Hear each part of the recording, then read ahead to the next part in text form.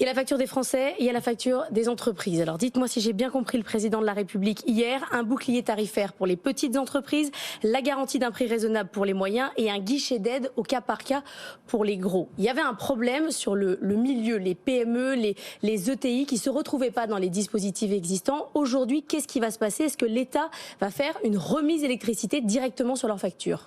Oui, on peut dire ça et je pense que pour simplifier les choses, d'abord nous voulons protéger toutes nos entreprises, tout notre tissu industriel qui est aujourd'hui exposé à la flambée des prix de l'électricité et du gaz. Très concrètement, les entrepreneurs qui nous écoutent, ils ont leur facture devant eux et ils se disent « je ne peux pas payer ».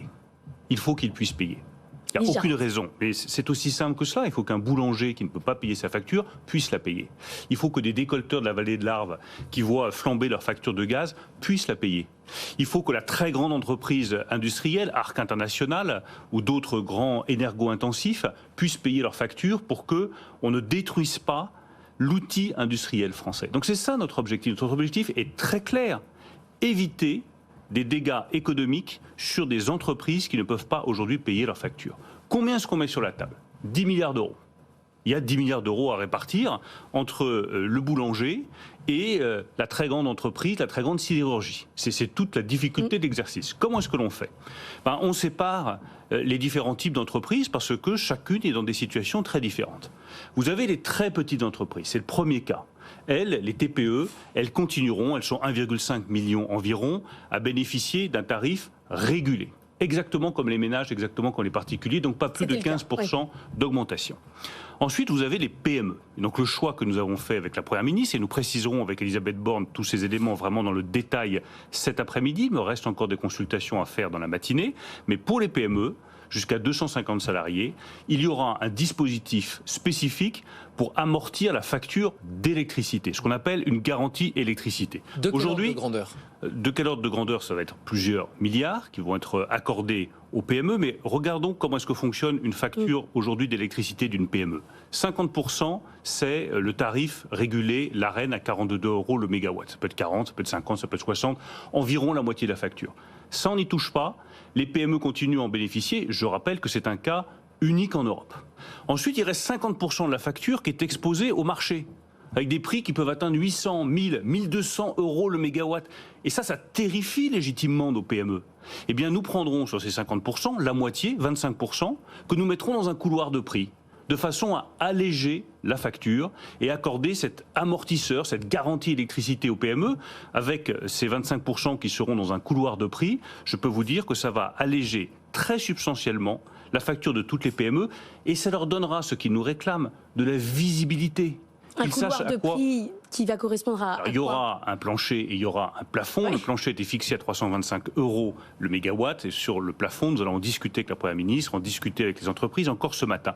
Et puis il reste les entreprises de taille intermédiaire, 5000 salariés, et les très grandes entreprises. Là, le choix n'était pas évident à faire.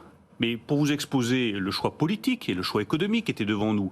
C'était soit accorder la même aide à tout le monde, au risque de trop aider ceux qui n'en ont pas réellement besoin et de ne pas aider suffisamment ceux qui en ont vraiment besoin, ou cibler. Nous avons fait le choix du ciblage avec un guichet qui va être simplifié et massif pour ceux qui en ont réellement besoin parmi les ETI et parmi les grandes entreprises. Ce guichet, il existe déjà. Les entreprises grosses consommatrices d'énergie nous disent que ça n'a pas très bien fonctionné jusqu'à présent. Mais je serais beaucoup plus sévère qu'elle, ça n'a pas marché du tout. Ouais. Ce guichet n'a pas marché du tout. D'ailleurs, on l'avait dit à la Commission que les critères étaient trop compliqués. Cela fait 3 semaines environ que quasiment 2 fois par semaine, je négocie avec la commissaire européenne, Margrethe Vestager, une simplification et un renforcement des critères de ce guichet. Nous avons eu gain de cause, à l'heure où je vous parle, il faut encore la confirmation définitive, donc je reste prudent, sur tous les points que nous avions demandés. Nous avions demandé sur ce guichet, première chose, que pour être éligible, il fallait que votre facture n'ait pas été multipliée par 2, parce que c'est trop, notamment pour les ETI industriels, mais qu'elles aient augmenté uniquement de 50%. Je pense que nous aurons gain de cause là-dessus. Si votre facture a augmenté de 50% par rapport à l'année dernière, vous serez éligible. Avant, c'était x2. Deuxième chose très importante, vous savez que le critère d'éligibilité, le deuxième critère, c'est que l'énergie doit représenter 3% de votre chiffre d'affaires. Mais tout dépend de quand on le calcule. Vous avez des entreprises, elles étaient à 1% ou 2% en 21. Aujourd'hui, c'est 6 ou 7%. Donc le calcul doit se faire comme référence non pas en 2021, comme c'était le cas auparavant, mais fin 2022, au moment où le prix de l'énergie est le plus élevé. Je pense que nous aurons gain de cause là-dessus. Enfin, dernière chose, les aides étaient plafonnées à 2, 25 et 50 millions d'euros. Je vais vous dire, pour certaines très grandes entreprises, ça n'est pas suffisant. Donc nous avons obtenu le doublement à 4, 50, 100 millions d'euros, ce qui va permettre pour des très très grandes entreprises très énergo-intensives d'avoir des aides qui vraiment leur permettront de passer l'année 2023 dans les meilleures conditions. Je rajoute un tout dernier point qui est très important, le président de la République l'a souligné hier. Je sais que beaucoup d'entrepreneurs ont le couteau sous la gorge et que de très grandes entreprises ont le couteau sous la gorge. Elles sont à une semaine ou 15 jours près. Elles pourront donc demander un acompte à ce guichet.